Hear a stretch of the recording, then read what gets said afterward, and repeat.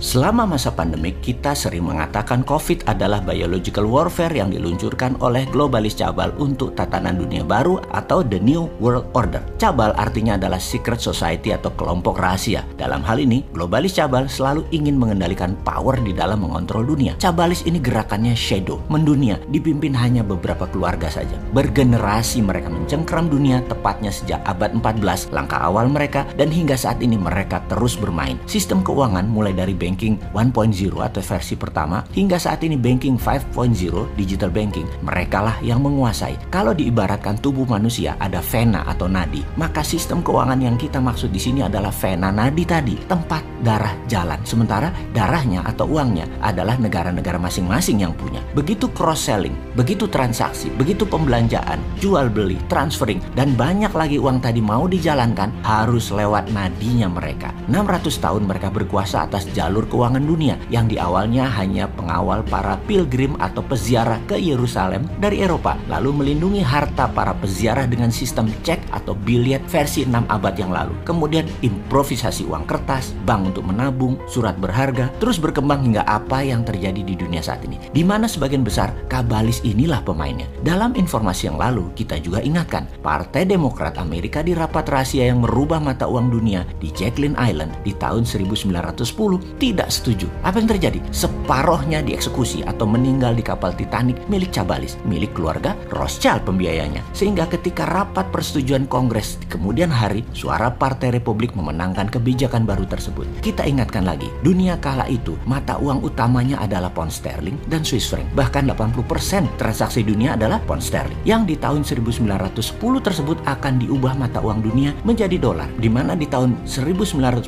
hal ini akhirnya terjadi dengan dua perang besar dunia terjadi. Perang Dunia Pertama dan Perang Dunia Kedua. Lalu dolar berkuasa hingga saat ini, lebih dari 70% transaksi dunia internasional menggunakan dolar. Yuan yang kita idolakan hanya 1,6% transaksi dunia. Lalu mengapa COVID diluncurkan 2019 kemarin? Maka kita bocorkan sekilas agar menjadi pemahaman. Saya tidak akan keberatan atau terhina jika hater atau buzzer mengatakan ini semua informasi halunya Bosman. Monggo, hak Anda untuk tidak percaya. Tetapi tetap saja saya ingin berbagi. Selain memberikan informasi, juga solusi apa yang negara atau pejabat muda nanti lakukan sebagai referensi. Kita beri list apa yang mereka lakukan dalam 20 langkah. 10 sudah kejadian dan 10 lagi belum dan pasti akan terjadi. Apa itu? 1. Kendali atas media utama dan pejabat di semua negara, yaitu saat ini lebih dari 190-an negara di dunia dan sekarang mereka sudah kendalikan. 2. Meluncurkan virus yang sedikit lebih mematikan dari influenza. 3. Membombardir dunia 24 jam sehari, 7 hari seminggu secara masif betapa mengerikan virus tersebut. 4. Seluruh dunia pastikan menggunakan masker, makan vitamin, meningkatkan imunitas tubuh, di mana merekalah penyedia utama awal atas kebutuhan ini. 5. Secara sistemik runtuhkan ekonomi di berbagai negara dunia bergantian dengan membuat transaksi antar negara berkurang, membuat hilangnya banyak lapangan kerja, memukul industri padat tenaga kerja seperti pariwisata, hiburan, dan pertunjukan massal. 6. Promosikan total lockdown di beberapa negara dan diamplifikasi, dipromosikan gede-gedean. 7. Sebarkan PCR yang sensitif agar mendapatkan data banyak yang terpapar hingga membuat panik. 8. Sebarkan tahap awal vaksin dengan tingkat kesembuhan biasa saja, lebih tepatnya tidak efektif atau placebo vaksin. Lalu akan disebar PCR yang low effectivity-nya agar memberi kesan vaksin placebo tadi efektif. 10. Membuat masyarakat merasa dalam keadaan sudah normal kembali, walau fakta lapangan yang terpapar COVID akan banyak dan terus meningkat. Baik, kita potong sebentar di 10 informasi ini, di mana 10 lagi akan kita jelaskan berikutnya. Kita mengingatkan kepada sahabat semua, sekarang ini kita sudah sampai di level 8. Sekali lagi, kita sudah sampai di nomor 8. Yang 9 dan 10 adalah langkah selanjutnya sebentar lagi. Realitanya nanti berita COVID akan mulai meredup dan hilang atau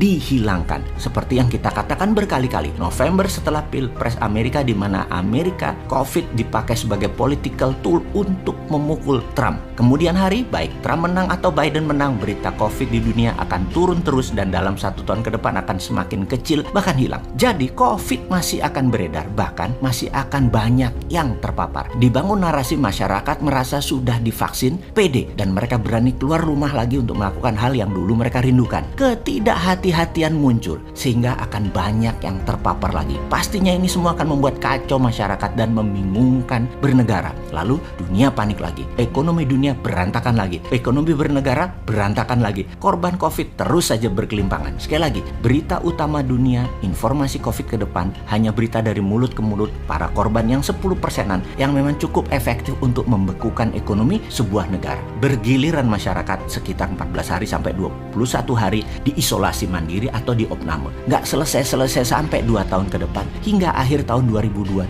mungkin. Ini perlu distrategikan. Ini yang perlu diambil langkah strateginya. Ini semua 20 langkah adalah langkah globalis cabal sehingga tahun 2030. Sekali lagi, ini adalah langkah hingga tahun 2030. Bukan hanya stop di 2019, 2020, 2021, 2022. Tidak, sampai 2030. Baiklah sahabat, yang 10 langkah lagi kita buka di lain kesempatan ya. Toh kalian dan pejabat negara nggak peduli juga dengan informasi beginian. Orang penting apa-apa yang dari bosman itu. Dia tuh cuma jualan doang.